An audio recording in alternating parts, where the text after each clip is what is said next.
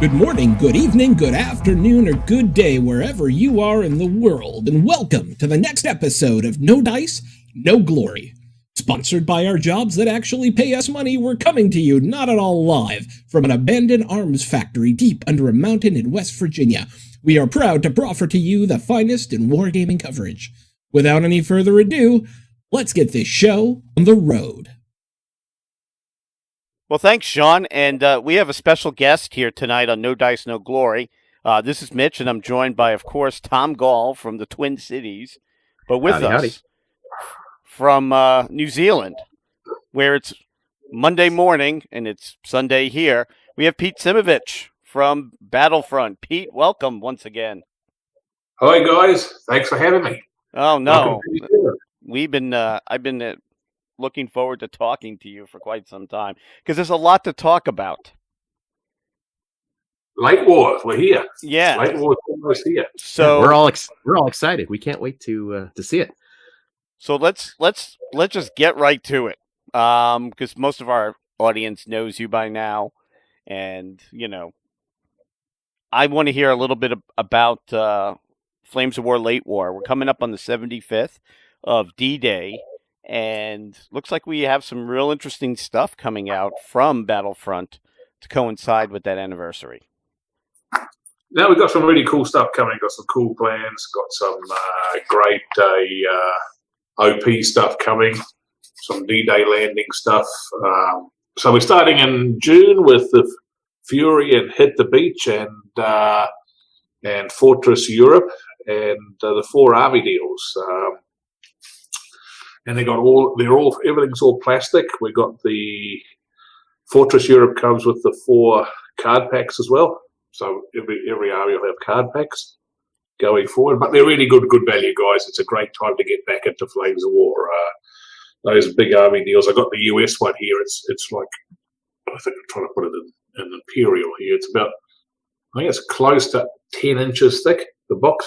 Wow. It's full of plastics. And actually, it's a great thing. I was looking at because in July we got the American D-Day book coming out, and in their books, how to build one of the pairs of armies is how to build an army in here. And I just got a printout of it here in front of me, and because that book's actually at the printers now, and it's got the army deal. And you buy a Sherman tank platoon and a recon platoon, and you've got a 100-point army. So it's so in that book there, it's basically close to 85 points in that box alone, and it comes with a rule book and stuff. So that's all coming out. That's all coming out in June. So Fury, Hit the Beach. The Fury's a little starter set, not really for your audience, but Hit the Beach and the army deals. Fortress Europe card packs, all great value. So we've really hit hard on the plastic values now because we've got such a base of plastics that we can really do well with these army deals. So Fortress Europe is a lot like in version 3 you had the Forces book. It's a lot like Festum Europa. It's a lot like the armies of Late War, but it's based in. So the idea is, it's people who have joined Flames of War in mid-war. They can basically use all their forces in Late War. So everything you had in mid-war, almost everything. Obviously, Crusaders didn't make it to Late War, for example. But everything you could use in mid-war, this book brings it up to date for Late War. So it adds other things in it like Fireflies, T-34, 85s, etc. But basically, it's a 43 to 44 crossover book. So it's about Italy, it's about Normandy, but the Normandy books expand a lot better. So all the basic forces, and that was the big thing people asked for when we went to mid-war, was one of our mistakes. We didn't give people enough armies at the start, enough at the start. And we certainly heard that loud and clear. This is that product there that everyone did. It gives you a starting point. And if you just want to see yourself through for a month, maybe just buy one of the card packs and that'll get you through. But for existing gamers, but it's the book that gets you through And of course we're doing it at date. There's a few things missing out of Fortress Europe. You're not going to see Pershings in there. You're not going to see King Tigers in there because they weren't. Yankee Tigers were at the end of the war. So we're sticking to that time period. So this is the 43 to 44 crossover. So this gets you started in late war, and it gives you everything you need to start in late war. And then in July we hit with the American book, and that's got everything in it. So I'll go through a bit with that as well. Sorry, Mitch, you were going to. No, and that's something too with the timing. So with Fortress Europe, so I want to bring, I got a ton of late war stuff, but it's mostly Germans. I don't play Americans. So what's the difference between the German book in September and the Fortress Europe German cards? Is like for me to really get a really good late war German force on the table, do I have to wait till September when the German book comes out? Well, in the Fortress Europe book, you've got Tiger companies, Panzer III companies, Panzer IV companies, Stug companies, Panther companies, Panzer Grenadiers, and Grenadier companies. So you have in there 7 different styles of companies. Okay. So you've got a pretty good covering in there. As support, you've got Marders, Hornishas, 5, 7, 88s, Fernands, Brumbiers, all the armoured cars, artillery, Levelwerfers, Stukas, 88. So all that stuff's in there. It's just about really, and I'm happy for you guys to put this page up at the bottom of the podcast here, the German force page, and we can supply that to you and people can have a look at it. But I think you got everything that you haven't got the specifics. You haven't got that specific SS unit, the Fallschirmjägers and that sort of stuff. That's when the German book brings all that extra colour in. So this is a generic German army with basically everything they had, without the little stuff. And in the German book that comes in September has got everything in there. So look at the German book, the D-Day German book, and that's got in there. Just looking at it here. Sorry to too many books and stuff, but that's got in there. If you bear with me, no problem. It's got the beach defense guys. It's got the Fallschirmjäger and the Fallschirmjäger assault guns. Then you've got the Panzer IVs, the Panthers, Panzer Grenadier, Armored Panzer Grenadiers, recon companies, and Tigers. So this is bringing all that colour that's in Normandy and around that area, bringing that all in then. So and sounds like lots of flavor. Yeah, and then you got the command cards that bring all the extra stuff in there. So for the Germans, there's lots of command cards options in there. So my favorite German unit from the D-Day book, the last D-Day book that came out, was Panzerlehr. And, they were different sculpts, different models. And I know the 21st Panzer had totally different vehicles. Are we going to see the Lehr and 21st Panzer in the German D-Day book? No, you're not. They're in there as command cards, but they're not actually in the book. Okay. You've got the. Just looking here, trying to find the 21st Panzer, but they're in the command cards, but they're not actually in the book itself. Because essentially they're regular Panzer Grenadiers. Yep, they're regular Panzer Grenadiers with different vehicles, basically. Yeah, I love that list because you had all those Panzer Shreks, and that was a rough list. But in a way, I'm glad because I was one of your customers that if I'm playing Panzerlehr, I bought all the Panzerlehr blisters, and I have a Panzerlehr army. For Hermann Goering, I have everything Hermann Goering. Same thing for the SS. So now that it's really just cards, I guess the models will be uniform between the 3 different, or the 4 different types of units. We're in a very different environment now too, business-wise. People have got a lot more options on games, and I suppose if we can't provide plastics at a reasonable price, then and the plastics are going to be popular enough to warrant it. So you've got this kind of catch-22. A 21st Panzer unit is a very exclusive bit of the hobby. I suppose, because it's the guys who want different. They're willing, and you got gear that's really cheap but very expensive to buy because it's resin and lead. It takes us a lot to make it. Mm-hmm. You got this kind of. We've got to make choices with it, and these books have got to go. We just can't put out the depth that we did before commercially. We just can't do it. We've got to be in that plastic area. That's what the market's looking for, and we've got to be careful about what we bring out. I got to be honest with you, and a lot of people are going to flame me for this, but since I was one of the guys that bought the SS to play SS and HG to play HG, I kind of like the fact now that I just really have to paint up one platoon of Panzer Grenadiers and I can use them for 4 different armies or 4 different types of lists. I really like that. It is really hard, especially for the newer beginner types that, they're just getting into painting their armies. And if you're doing a niche army after niche army after niche army, that's a tough slog for anyone to do. So well, it's a barrier too far, really, Tom. That's what I feel with it. I find out there people are time poor, and it's just a barrier too far. But we're not quite getting away with it free for all, Mitch. And we're bringing out the SS in April next year, and they got all new plastic figures and everything. For the infantry. Yep. Awesome. So all new plastic and some cool stuff happening there. So the SS book. So the Germans, we wanted to put the SS in this book, but we couldn't have had plastic infantry with it. So we decided, no, we're going to put the SS separate, and it's going to be a small book back in April. So basically, late war is about one. It's basically the first year is going to be D-Day. Then we go to Bagration, which has got 3 books in it, Soviet, Germans, and the Axis allies.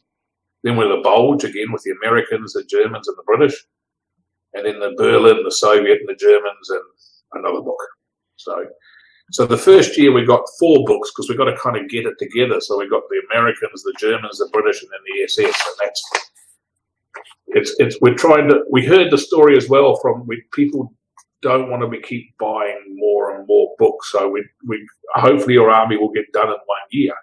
The American book's got to last for two years. You don't get another American book till we get to Bulge. Yeah, 2021. So it's really important that we get these books right. And the American, I love.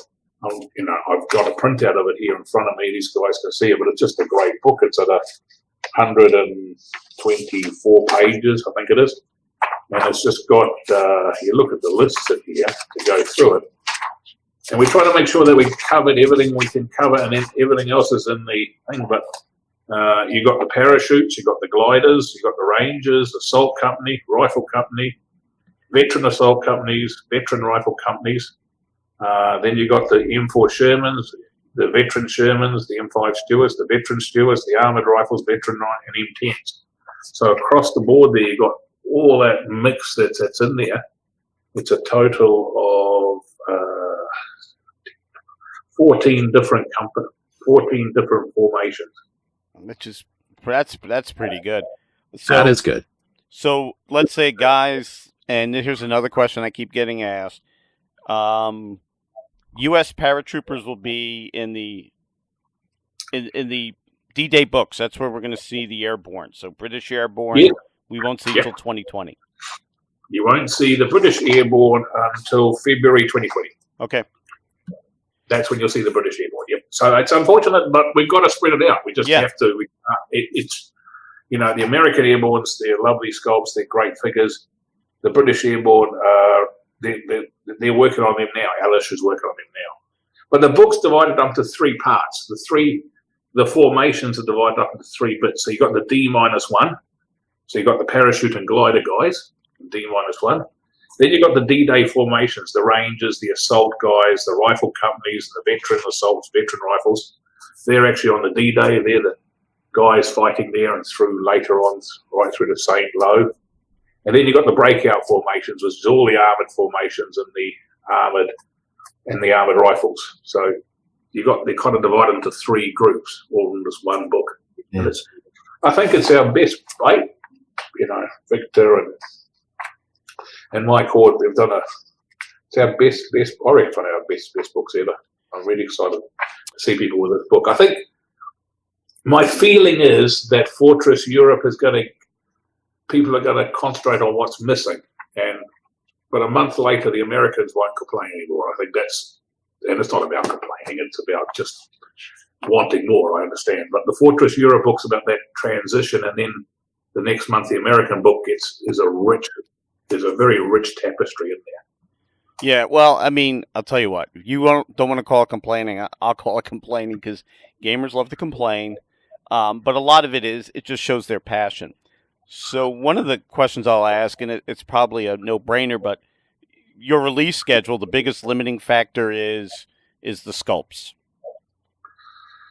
Well, it is the sculpts, and we could employ more sculptors, and we could do more. It's cost of plastics is a big thing, but we're a retail-orientated business, and at the end of the day, a lot of people play in the stores. A lot of people discover our game in your local friendly gaming store, and without them, we don't work. And that's our company focuses around the stores. We don't. If a guy only sells on the internet, we tend not to sell to them.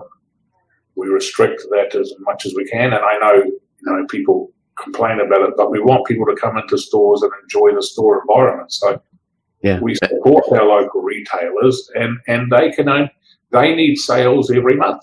They need to see product come through there every month, the same as your local restaurant. You don't want 500 people coming on one day and no one coming for six months. You've got to have people. That's the business model, and we have to spread out that thing. And the retailers loved mid-war because it was very spread out, and we got a lot of anguish from gamers, and rightfully so. We made a mistake. I'm not hiding from that, but it's that mix between releasing the right amount for retailers, not giving too much, but also giving the gamers what they want, which is part of our business. It's just the great thing about Fortress Europe is we don't have to release the shops a bunch more product. They keep selling mid-war product, and you can use it in late war. And that's one of the joys of this. You got the new Great Army deals and stuff. So, but if you just want to carry on and expand your army a bit from mid-war, you buy. Obviously, your Shermans will come cheaper because it's late war. You're going to need to buy some more Shermans or some T-34s and add some 85s, and that's fine. You buy a pack of cards and buy a couple more boxes of T-34s, and you're away with your Russians, and that's cool. Yep. And then the releases start. So we're trying to get that mix right, and it's if people can be patient with us, it's a very difficult mix to get right. That works for the customer, works for the retailer, and works for the studio. That's that triangle of death, really. Yeah. Yeah, we appreciate that. Although, I think a lot of people, in retrospect now, they can look back on mid-war and how things did roll out, that it all worked out well in the end. I think we could have better. The first two books should have been with the rules. And then it would have been all right. If we'd brought out Africa and the desert rats and Africa core with the rule book itself, I think that at hindsight is what I would. If I could do it, if I did it again, that's what I would do. Yeah. And then the American-Italian book comes out, and the final British book comes out. And then you go to the Eastern Front. I think everyone would have been very happy. I think there's some truth to that, but I think you still got to give yourself credit though, because in our Fred Rillig game store environment, it was a time where we had either people coming back into the hobby or were getting to the hobby for the very first time. So that slower roll into it really, really helped them, and they really did appreciate that. I mean, the newer players, they liked that. But we did lose a lot of the tournament scene. We did lose a lot of existing players, and that's sad as well, because they're the core, they're the cadre that get other people into the game and show them how the game's played and everything else. It is, and that's sad. But I think some people are ready to move anyway. I think you can only hobbies last what they last, and we want to keep everyone happy, but it's got to work for everyone. Yeah. No, it's good, and things do go in cycles. But on the other hand, I mean, I can't speak for everywhere, but we're at a time where we've got more people playing Flames of War than we ever had, even in the good old days of version 3. So, it's not all bad. Yeah. It's all worked out. And you look about the timing, like, the first few books came out, and, I never played Western Desert. So I didn't play mid-war that much because I didn't have the forces for it. And that part of the war just was really never my thing. But once the German East Front books came out, I started playing the game a lot more. So a lot of it is, I was able to play late war, with the, version 3 switch over. But as soon as List came out with forces I had, I jumped right back in. So, I'm sure I am not unique in that, where a lot of people came back. And I'll admit, I played some version 4 early war last week. And we'll talk about that some more, actually. That's good.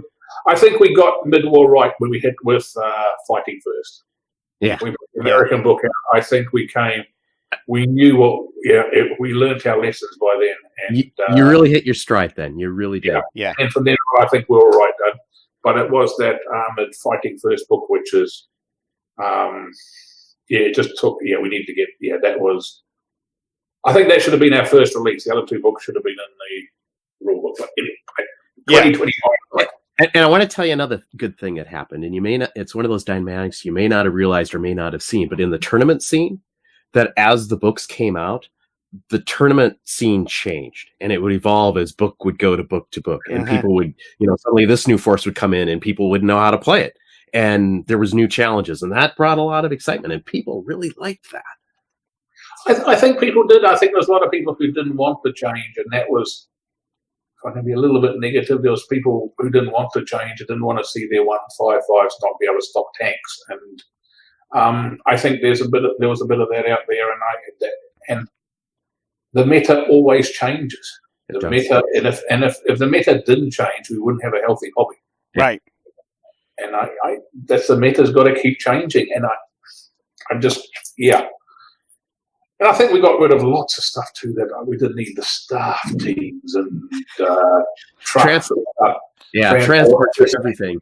And you're still there for everyone who wants it, but command teams for anti-tank guns and stuff.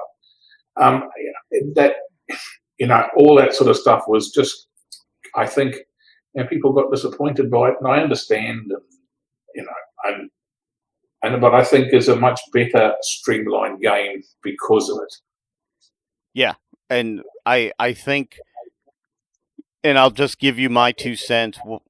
With version 4 mid-war, I lamented the loss of some of these specialized units, but I like the rules better.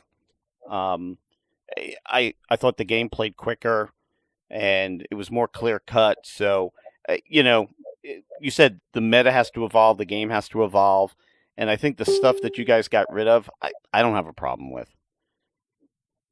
I just, I got a drawer of staff team and command teams, and two drawers of transports. Yeah, listen, we all lost stuff, and because we've been around since version 1 or version 2. So, but for new players, why don't I buy trucks so I can put them on the table and take them straight off again? Hey, that doesn't.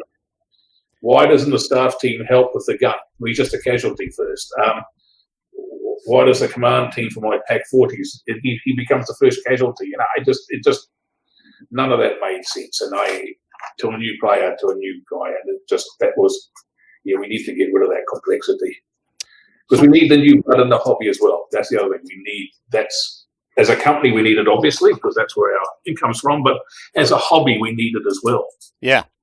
So a question about the DDay books. What was the impetus behind a separate Waffen-SS book?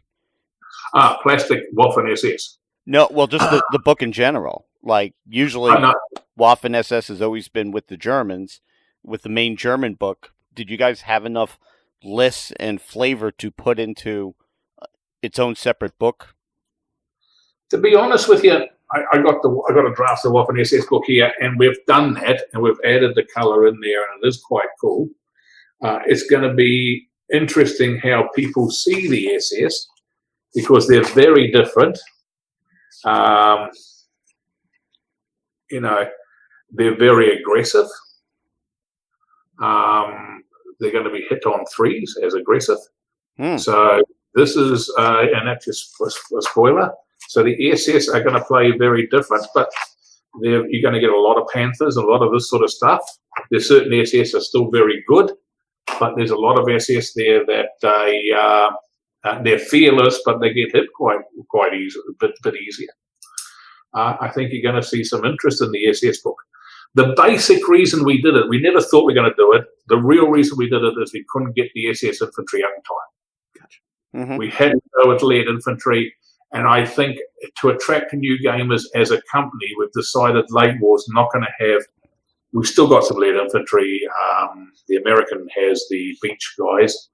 The assault guys are still in lead, but we're trying to get away from lead infantry to attract, again, for new players. Gotcha. So that was the main impetus for it. Once we made that decision, it opened the door for some interesting things with the SS. It's really quite a fascinating book.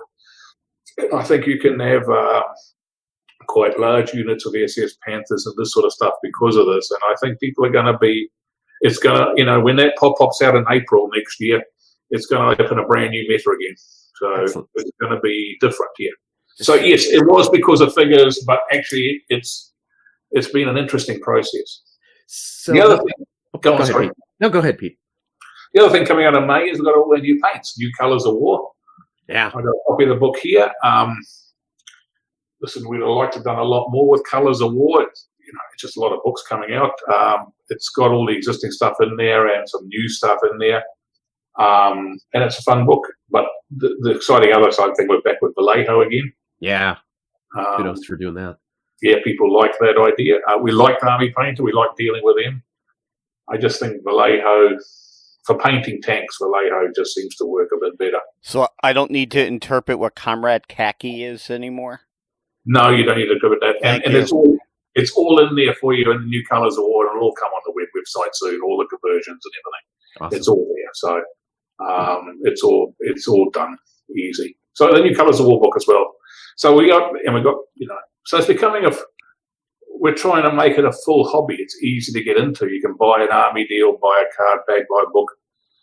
Colours of War, we got the battlefield in the box pre-painted. We're trying to make it an easy hobby to get into.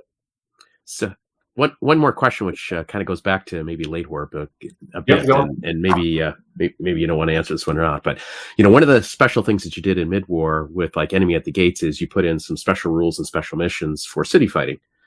For D-Day. Let me talk about that. Every book has 4 missions. Excellent. 4 special missions on it, which are tied together. The American book I got here, I can give you a bit of that actually. So, and also we got coming out is a card pack. Yeah. Which has got all the landing craft on it, the beach defenders. It comes out with a mat. Awesome. A cardboard mat for the beach. So for $20, I think it's going to be, I don't have to set the price here, I think it's about $20. You get everything you need to do, airborne landings, gliders, all the markers. You get the landing craft, they're in cardboard, and you get all the beach defenders, the bunkers, the 88s, minefields, turret bunkers, pits, and everything you need for there. Fantastic. All the fortification rules are in the American book, and there'll be a part of that as well. So if you got this kind of then you got this really cool bit in here. So it starts. So there's it's a D-Day battles. The first one's a shot in the dark, and that's about gotta be paratroopers.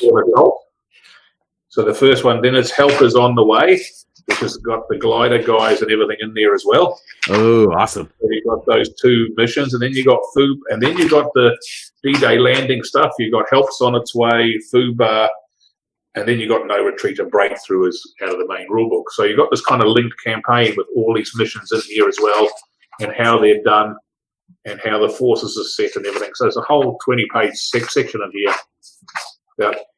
And all the beach landing stuff's in here and everything. So every book, so the British book, the Germans got more of this stuff in there.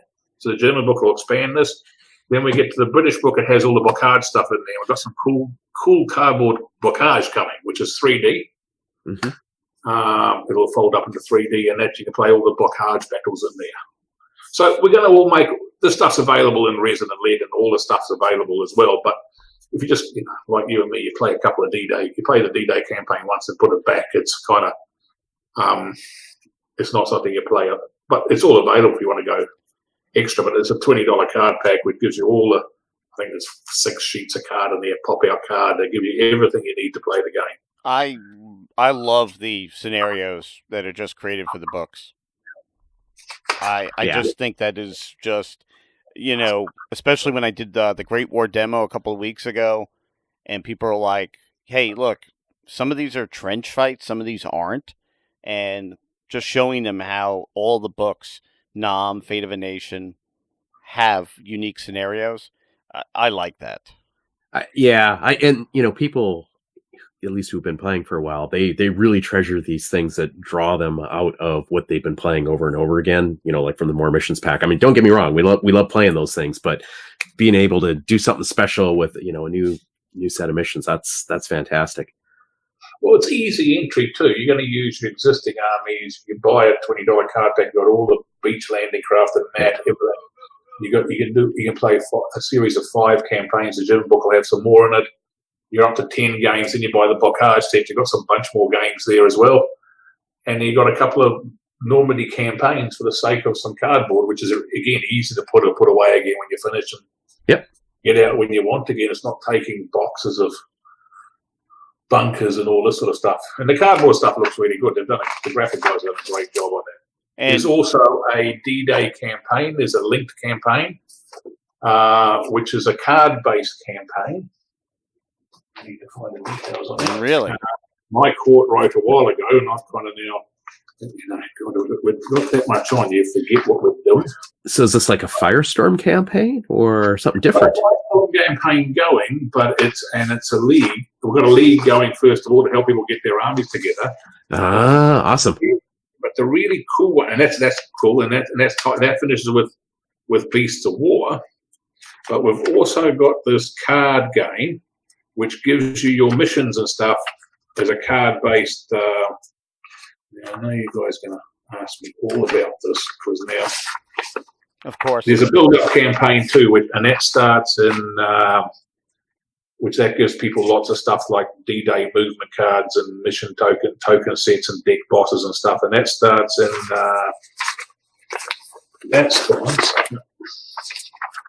I'm not good with dates. I'm okay with numbers, but dates I'm always struggling with. Oh, if you just give us a year, I think we'll be all right. Yeah, coming soon. No, coming soon. And then we got Bloody Omaha. So that's coming in June, I start. Then we got Bloody Omaha, Mike's card campaign. And that's basically an Aces campaign for Normandy, but it's done with a card pack. So instead of recording your it's like a deck of cards. So instead of recording all your advantages, like the old Aces campaign, if you guys remember it. Oh, I remember that, yeah. Normandy Aces campaign, but done with story cards and story missions. So you play the games, and you get and your various leaders, etc., get improvements as they go through. So that's a great. That's called Bloody Omaha. So you fight from Omaha outwards, and you can fight. Yeah, you can fight with Soviets if you want to, but that's the general idea is that. With a card pack, it gives you a bunch of missions and it gives you a whole kind of narrative campaign done with cards. Wow. That's reusable. Wow, that's big because, especially for the local guys that love playing those escalation type campaigns, one of the things missing from the game has always been, and I know Infantry Aces, the Aces had it before, but was that linked campaign that you see with really skirmish games seem to have it. What made you guys say, hey, let's go in this direction? Well, we want to make it. Obviously tournament play is really important, and the games have to be balanced and all that. But that's not the only thing we want to play. And I kind of miss some of that Aces campaign. I miss some of the campaign narrative. I miss the big old firestorms. I see on Facebook a guys have got a copy. And it was funny. People had no idea what the original Firestorm was. The box sets, the Firestorm. They were playing Firestorm Mark Gun, and there was people commenting, "What is this? I haven't seen this." And it was kind of, and I missed some of that because it was a great campaign. It was it was a financial disaster as far as business goes, but it was a great product and I loved it. But and I sort of missed that. So this is a way that we can do this without the massive price point of a Firestorm box. It's a pack of cards, and it gives you that option of having a narrate of games as you go through. So that's, I think, it'll work well. So I think Tom, I think he'll be very happy as far as scenarios, missions, and the great build-up league, and we're finishing up with a great Firestorm campaign that we've done with Beasts of War, a global campaign. Yeah, that was awesome. Yeah, that'll be fantastic. Yankee stuff. So yeah, I think we got some really good scenario and campaign stuff coming. That's cool. I think we'll pick the boxes there. I really do. I know I sent you guys a copy of the 7 Days to the Rhine. We ran at an event, and folks really liked that. Folks downloaded those and played those out, and just the reaction from the folks playing, saying, "Yeah, it's not a tournament, but they really had to think." And we let each side actually had a general even before they showed up at the event. And the NATO force with Chris Jackson, they stopped the Soviets cold because they came with a game plan. They read the rules. They came with a game plan. And I know a lot of people have reached out and said, hey, we're doing that at my store and doing this because the way the rules are, you can't repeat a mission. They've had a good time playing that. And it's good to see that now we could do that in World War II. Yeah, no, I think it's cool. And that's what we want to do. And it's giving people those toolboxes to have play games and link to games like they want to play them. Yeah. I think that's really important. Not to be too we can't, as a company, to be too prescriptive. Obviously, in your own group, your own shop, you can be very strict, or you only build this army, you must do this. But we can't, as a company, that would be silly. But I think giving that, and then people can add their own color and flavor to it, I think it's great. Yeah. The campaign stuff's exciting. I'm excited about that. So yeah, me too. So one of the things I know that we're gonna we want to ask you is you have Flames of War. Yep. And maybe before we go, we should talk a little bit more Flames of War, but I've been dying to ask this question. So you have Nam, Fate of a Nation, and Great War. Tom and I really love Great War, and you know I love it. In the future, are those going to be expanded? Will we see anything new coming out for those three games? If you talk about Fate of a Nation and NAM, which is, I suppose you'd call it Team Yankee early. Yep. Yeah. And I know some people are disappointed they can't play those games with the Team Yankee stuff, but the points just doesn't work. And so we're going to start to bring out some stuff under the sort of heading of Checkpoint Charlie. Oh. So we're going to start to work on this as well. So we're going to start. I don't think we're not going to bring in a whole big book at start. We're going to combine it, but start dripping it out, and that bring the 70s sort of Europe Checkpoint Charlie.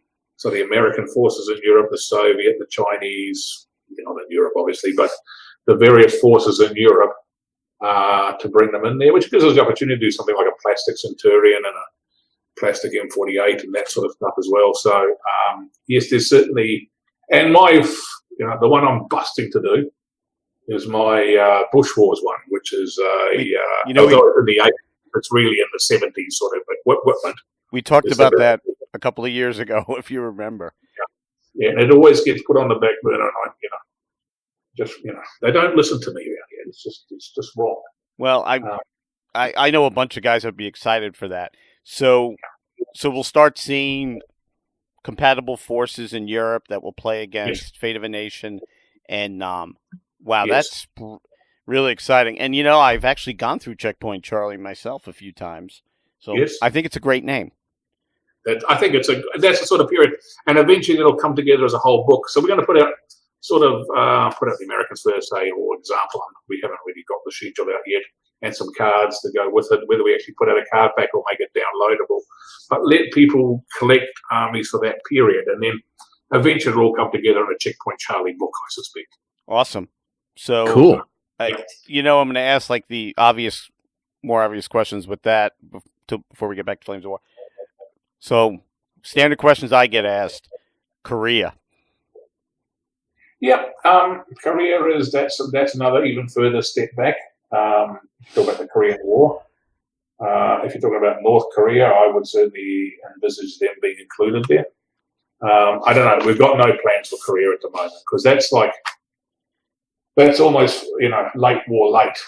Right. Yeah.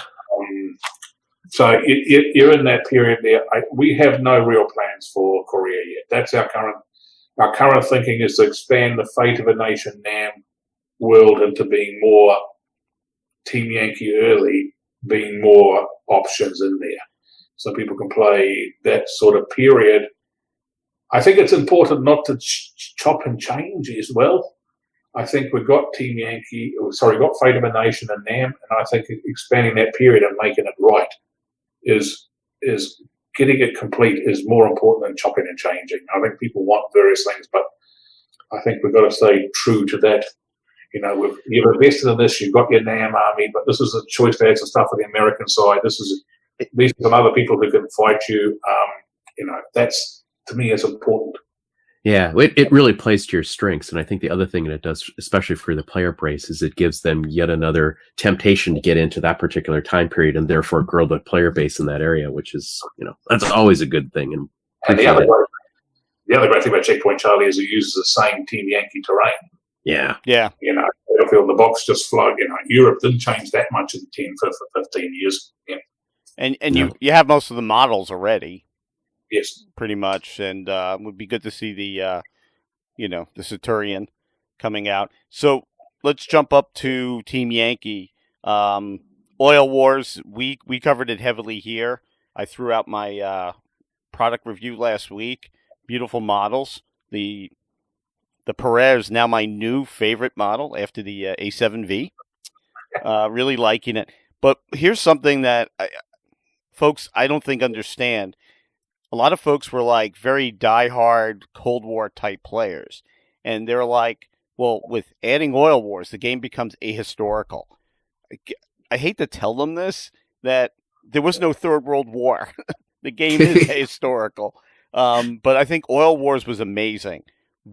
Is the Team Yankee in the 80s universe going to expand any? Yes. We are going to keep working at it. We got the next book out will be a new Iron Maiden. Will be the British. The new rule book's coming out shortly. Yeah, that was another question. That's actually written. That's actually written and ready to go. So that's just version 4. The version 4 Flames of War.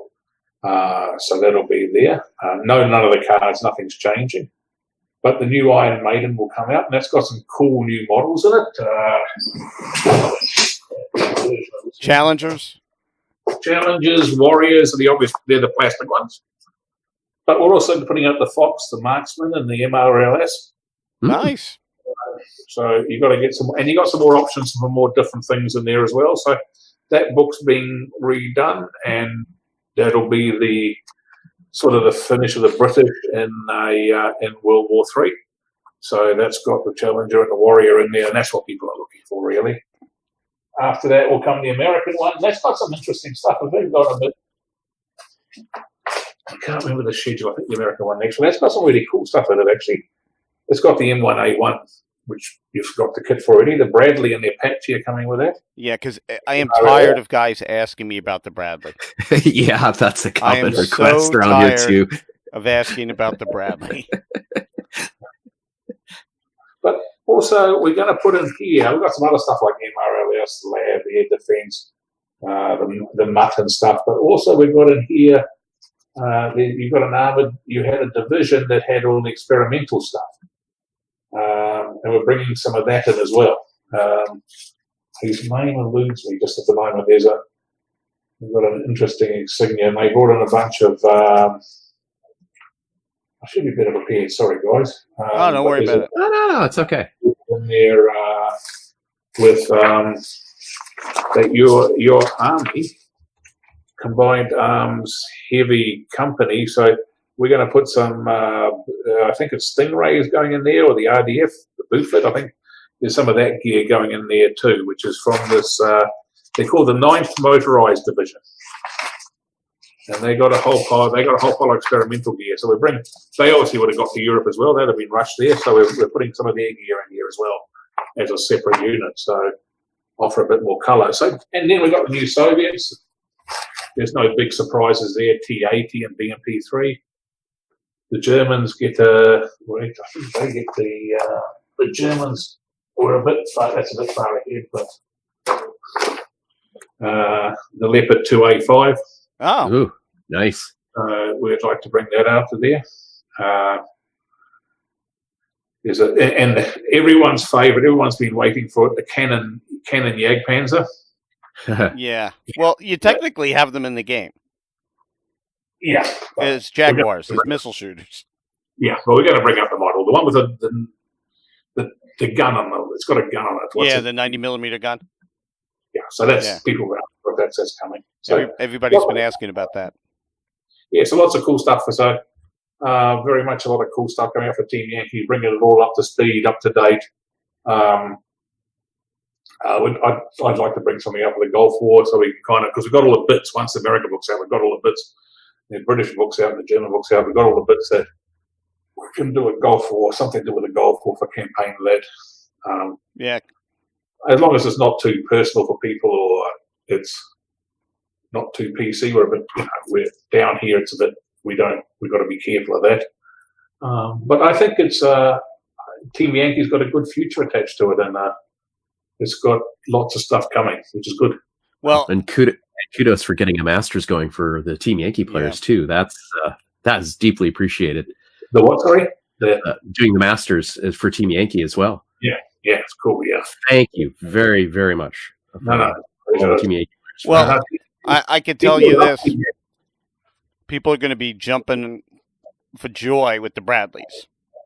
Yes. So what you should do is, you know what it is, with everything good, something a little bad, make them 10 points each. Because they're underplayed, so I don't know we got him. What's Wayne got him at currently? He's gonna. And remember, this is not a official. This is a lot of more play testing to go here yet. In seconds. Looking through my book here. Because the Bradley is going to be either really bad or really good. Bradley's a mech platoon, a full mech platoon with 4 Bradleys is 13 points currently. Wow. So you can add some other stuff to it. So it's not too bad. Bradley's it's a missile shooter. Yeah, they've got the Bushmaster, the improved tow, and a 7.662. Nice. 3 front armor, 2 side, 1 top. So yeah, listen, it's all up for play testing. Let's not get carried away. But she's there. She's a cool looking weapon. She's very cool. Wow. And she's very cool, and she'll be effective in the game too, because the American stuff's everything Americans designed to kill everything else. So it's very cool. Well, we pay premium for it, so So are the minor nations, the books of Free Nation and Volksarmy, are those going to get updated too, or are those good to go now? No, they will get it updated eventually. Free Nations, we'd obviously like to add the Swedes and the S-Tank. That would be... really? We need to be line of infantry for that. So that's we've got some options on that. There's a couple other nations as well we'd like to add to Free Nations. Okay. And there's some work we'd like to do with Volksarmy too to get that extra Warsaw pack stuff in there. Yeah, I was deeply curious if you were interested in going into some of the other Scandinavian countries. I sort of, when I painted my Team Yankee Russians, I went with a Finnish camo scheme from day one. Yeah, it's and Andy Thompson, who wrote the Turks for us that we put out with Oil War. I know people that have said they've played that list. It's a lot of fun. So we may see it in the game mainstream, but you've given us a lot of crazy spoilers. It's going to generate a lot of buzz, which I think is good. It will. It's good. I know we're having a talk and stuff, but again, just got to be things like the Bradley points. Be mindful it hasn't even started play testing yet, so you've got to be. Things do change, and that's fine. Take that with a salt block, not a grain of salt. Yeah, I think people are going to be jumping for joy that it's going to be put in the game. And, the next question is when, but looking at your schedule of what you're releasing, it's pretty aggressive. So, no, it's not that far away. Like I said, the British book's first, so that's it's almost ready for graphics. So that's the first one, and that's got the Warrior and the Challenger in there, so that's cool. Are you sticking with rock and roll names, rock band names for your books? I think we're going to go. The general consensus is I think we're going to go more like just like the World War II ones, where we're going to go World War III, American, World War III, Soviet, and just keep it very so people know. So it's very easier for new players. Okay. I like the rock and roll names. I must admit. Okay. But from a commercial standpoint, we're just better. I think we're just better off. I want to play Team Yankee World War III. I want an American book. I don't have to guess about Stripes or Iron Maiden or Volks Army. So it'll definitely be very much exactly what it is. So that's the way it's going. Well, we'll still throw puns in. Yeah, it's all good. Yes, you can call it whatever you want. Yeah, that's the way we're getting. So one of the other big questions we had, going back to Flames of War, is early war. Early war will get the similar sort of treatment as Fate of a Nation, NAM, and Great War. We're looking at a number of books, 3 books so 3 books, 1 book a year to come out. Wayne's looking at that. He's coming up with a plan for that. So the first book would be Blitzkrieg. We'll cover the Blitzkrieg period. Second book, probably the schedule's up for change, but one of the books would be the Desert campaigns, and one book would be the Eastern Front, Barbarossa, and the no Harbor, no Man, the Japanese side. So those are So we are going to redo Early War, and they'll be in that style book. So it's the same sort of deal we've done with Great War, Fate of the Nation, NAM, where the retailers will have a book. They'll have the army deals, the card packs, but everything else will be direct. So it gets people in the game because it's not, it hasn't got the pull of late war, and we can't expect the retailers to have massive stock, shelf space on that when they got to have stuff that sells. So they're going to make, so the army deals they will represent 70% of the sales, probably the book, the card packs, the army deals, and then people will add to it. So that gives the retailers enough to make their money out of it and support it, and then the rest, they're not stocking. They got 80% of the money and the other 20% not for 80% of the stock. So are we going to see? You mentioned the Japanese. Are we going to see the Japanese back in the game, and are we going to go back to the Pacific at any time? Or yes, definitely we will go back to the Pacific at some stage. I don't think it'll be a core release. But it's definitely on the plan. So it'll be a separate release. The Pacific. I'd like to bring the British into the Pacific in the early war too. Oh yeah, that'd be fantastic. Yeah, that would. That's something we'd like to do. The Malay, Singapore. Yeah. Which I know that a while ago that there was a bunch of lists that were supposed to come out as digital downloads, because I remember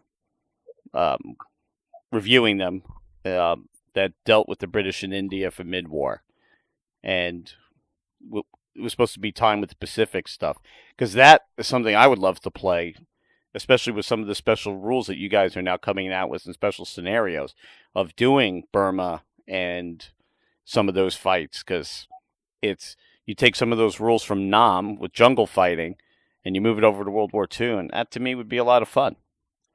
Yeah, that's a good idea. Actually, I didn't really use the Nam jungle rules. That's a good idea. That's something we should look at.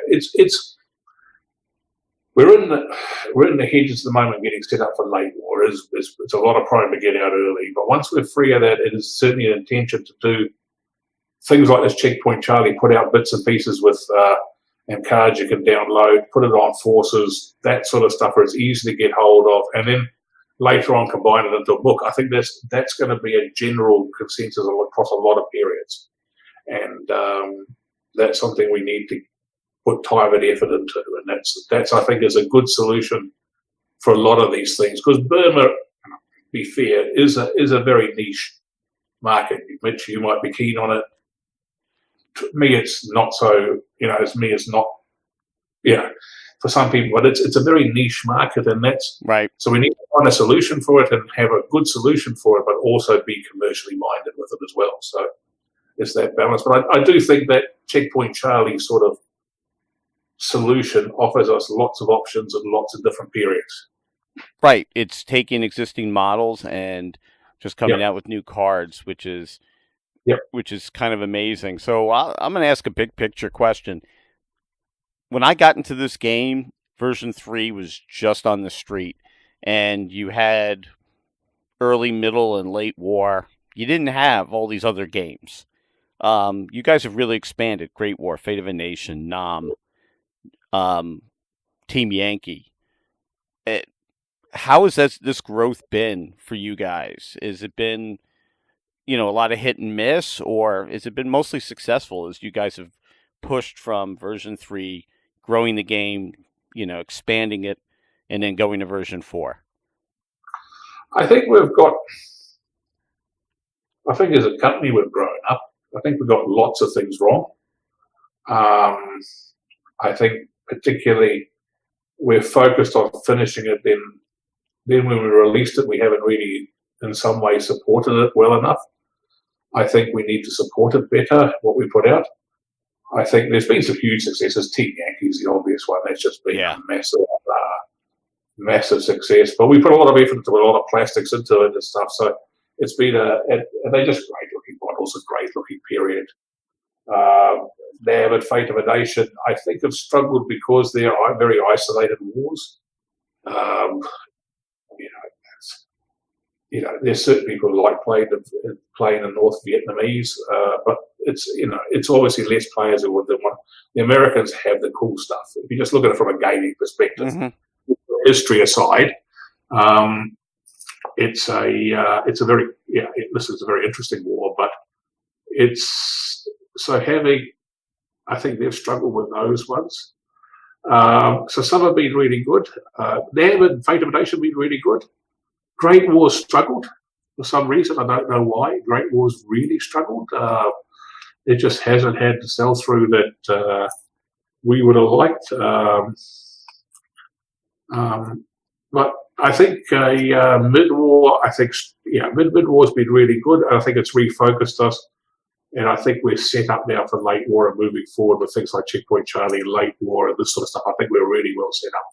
And Team Yankee's we've got good roadmaps. I think one of the real key things we did with late war was do our late war journey document, and which shows everyone where it's going to be and where we're heading.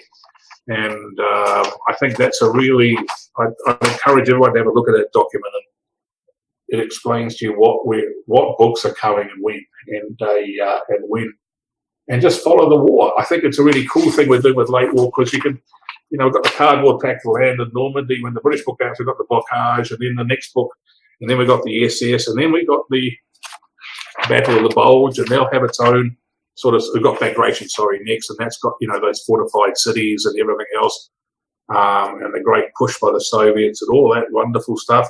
Then the Bulge, of course, has got its own colour and everything else. So you're coming on this, it's like a journey, and that to me is really important. It's that late war journey. I'm starting again. I don't have to play with the Yag Tiger straight away. It can wait. Yeah. It's all right. And the King Tigers can wait. I can start that journey again, and I can, as that stuff comes up, the Jumbos, the Easy 8s, the Yag Tigers, whatever the Pershings, the stuff will come, and we can kind of, you can go on with it, and that's really cool. I think that's where we're heading in the future, is this journey and this campaign stuff that's coming with it that ties it all together. It's good. I'm really excited about that. Yeah, it is exciting. If there's one thing about the past, you would have, you mentioned a few things, the rollout of version 4. Is there anything else you guys wish you could have done differently? The whole we trusted some people with some of the, things like the Russian infantry, the Stalingrad buildings were, there was a changeover, and some of the stuff we did with that, so it was just awful how it came out. And I think we've had a real, I think we've struggled with some of those things people have struggled with, and I think that's, so fixing our, as a company with expanding and what we're doing with all sorts of different areas, I think we've refocused on production and particularly logistics. And I know it's boring and it's tedious, but I'm a logistician, so no, I find it very exciting. No, it's boring, but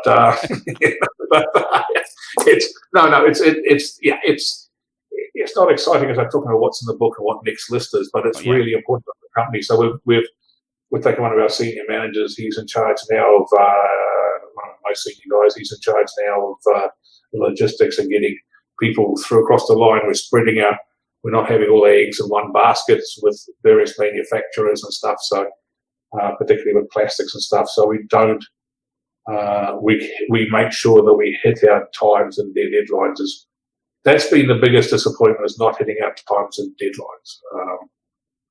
I know people blame us for not hitting them, and rightfully so. We haven't hit them, and absolutely right. But we've also tried our best, and sometimes we spent last year hundreds of thousands of dollars on air freight just to try to get things as fast as we can to the market. Because we want to sell it, and B, we do really want to fill our promises. So that's something I've been disappointed in, and something that in the future we're going to get right.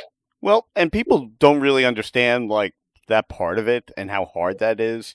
I've noticed a change, I think, with you guys right after the Pacific, that I noticed that you guys seem to be more organized with the releases right after that. But that's when, that you guys were prepping for Team Yankee, and, you look at since then, a lot of the folks that, I want my stuff, I want it now. I think now that you have this, you have the journey for late war and version 4, but you guys also had the, the forecast of what's coming out when. I noticed that's been a lot better. And I think that's answered a lot of the gamers' questions, because you want to keep them excited. You want to keep them at a table. And I think you guys have done a really good job, but I've noticed it since the Pacific, and that was a couple of years ago. I appreciate it, but we still haven't got there yet. That's my biggest, that's my biggest one, if you want to know. My biggest, that we need to do better at. The Pacific? You walk into a restaurant, you don't want to hear half the menu's not there. Right, it's just a simple fact of life. The customers, and if I was a customer, I wouldn't care that much. I just want, you promise me here, deliver. I understand late sometimes. Everyone understands. Most gamers are pretty forgiving bunch. They're a pretty good bunch, but we got to do better, and that's just a fact of life. Yeah. Well, I mean, no complaints here. I'm trying to think of. So we covered Flames, we covered Team Yankee, we covered all the other games. Tom, I mean, other than saying, what other really great spoilers do you have? Because you gave us a bunch. Yeah, that was a lot. That was a lot. I'm still trying to think of that Swedish S-tank and I don't know. It's kind of interesting because, we read social media a lot. And especially on the Flames of the Team Yankee stuff, I keep hearing about the Swedes and all these nations. And I'm like, we started, and I want to thank you guys too. We asked if we could put out content. And, not a lot of people took us up on that because they realize it's a lot of work. But they'll still say, I want the Swedes. I want all these other nations. I want the Bradley. I want the T-80. I mean, there's a lot of stuff to chew on from this conversation so far. That's all that, Tom. The problem is it is Pandora's box. Let's make an S-tank. Oh, hang on a second. You need that S-103 as well. Tom's right. You need, because they've got a different armored personnel carrier. Right. They got different looking infantry. They got different this, different that. So, you scratch, you start down a hole, and the next thing you know, you're digging towards China. And that is the thing. So it is. We got so many sculptors, so many. It is what we can do. So if they were the same as another NATO infantry, just need an S tank, you'd have the Swedes now. Mm-hmm. It was just 2 vehicles. It'd be, they'd be out now. But it's not that. It's a lot more involved with it. I think we will, and we will get to it. People have just got to be patient, and I think the journey is there for us. Yeah. Other spoilers, I don't know. We've got some other stuff in the works, some quite cool stuff I can't talk about. But it hasn't got a timeline, so I can't talk about it. We've got some cool stuff coming. The company's in very good shape. We've got some good guys in this business. We've got a great studio here. They're working hard. Got good guys around the world. One of the things we're going to try to get out to is get to more shows and more. I'm going to try to travel more in the next few years as well, get to a lot more shows and meet a lot more people. I really enjoy visiting the shows, talking to people. I want to do a lot more of that, and our guys are going to get out more and more. We've just employed an events guy in the US. I won't give him his name yet because I don't think he might not have left his previous job. So, and so we're going to be a lot more involved with the community, particularly at events and that sort of stuff, as a company. And we're just going to keep trying to make things good things, and make them better and better, and make them on time. Yeah, we do listen to the Facebook. We do listen to things. We hate it when we see mistakes and stuff. We berate ourselves pretty hard, but listen, we've got a good team, and we've been around for a long time. We'll be around for a long time. Yeah, one thing I do want to thank you guys for, stores and groups reach out to us, and 2 weeks ago there was a store in New Jersey, Mythico Studios, so we sent some of our guys down there to hold a Team Yankee event to try to get some excitement, and you guys supported that, so totally thank you very much for that. And then the week before in Iowa, we held an event, and your North American guys also helped the store owner and helped those guys out. Matter of fact, the guy just shot me 15 pictures from their event, and they had a good 10 or 15 people show up playing version 4. Yeah, that was their very first event. Very first event. So one of the things just to tell folks out there is, look, contact us, contact Battlefront. We'll try to get the excitement in your neighborhood. If you're tired of playing this game by yourself, there's other people out there, and it's really working with the stores. And here you have a company that really wants to help you get that excitement. I think it's just contacting them. Pete, I mean, I want to make sure we're not saying the wrong thing, but I've noticed. You're absolutely right. It's absolutely right. We want to be more and more out there. People use the events thing on our main website page because there's a forum there for people to talk about their army lists and everything else. It attaches to a forum now. That's taken too long to get together, but that's been a great job by the guys from whose name Joe Kelly and stuff. Those guys done a great job on that for us. Listen, our communities, I said it before, we own the rules, we own the miniatures, we don't own the hobby. You guys own the hobby. And I think that's really important, that the hobby is in all your listeners and everyone else's hands. And we want to be proactive and be supportive of the hobby. Yes, we want to sell miniatures, we've got to pay wages, heat, power, lights, but at the end of the day, it's your guys' hobby, and all we do is give you the tools to enjoy it. And listen, it's a great hobby. I'm excited about late war personally. I started playing just a game last weekend, had Casey and Alex over for a game. We ended up playing a desert game because Alex has painted 2 armies and never played with them. So we put them on the table, and we got Casey a good smacking, which was good. Alex, the one that does the Facebook? Yeah. Yeah, so he's new to the game, isn't he? Yeah, he's new to the game. Yep, he's new to us here, but he came to us playing Flames of War, actually. He started it. He bought an Italian army, and his mate was painting another army, but he's a very keen young person. And we've got some new guys coming. Patch, a new video guy here. There's got some great new people here, and another graphic designer. There's a young lady who left a previous job, wants to come and work with games. It's fascinating stuff. It's a great community and a great bunch of guys we've got here, guys and girls now. It's huge. Yeah, it's huge, and I think it's a great time to get into the game. I think it's, we are challenged against the skirmish games where you buy a box of 6 miniatures, you put them on a table, and you've got a game. So Flames of War has got it. It had to streamline. No matter what everyone else said, it had to streamline. And because it's still a mass battle game, and it has to be relevant in this community, not just for some of us older players who've got a drawer full of transport vehicles. Yeah. So it's a shame, but hey, it is what it is, and we need to be relevant. And I think we're well set up for the future. Oh, I definitely think you guys are looking good. And you bring up a good point about skirmish games. And skirmish games to me scratch a different itch. There's a different experience I want out of that as opposed to a Flames of War game. I don't know, Tom. I mean, you do both. Yeah, I think they are different settings.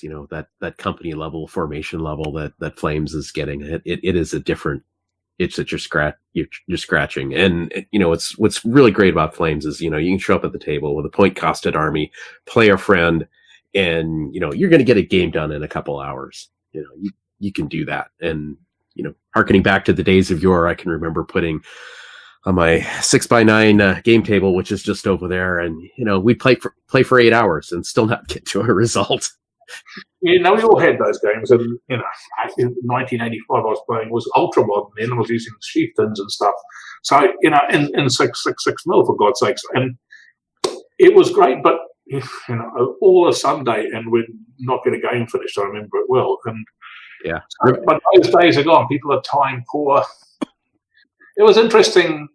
We're even going to things like the pre-coloured plastics and stuff. I saw on the weekend, I saw a couple of Facebook posts, and they were quite interesting. One was a beautifully painted army. The guy done a stunning job. The table was a bit average. He'd thrown the table together, and I don't want to comment who it was. It's obviously they were enjoying their game, and another guy had barely painted his army, but had a really nice table. And it was just like the comparison between the two, which is a better looking.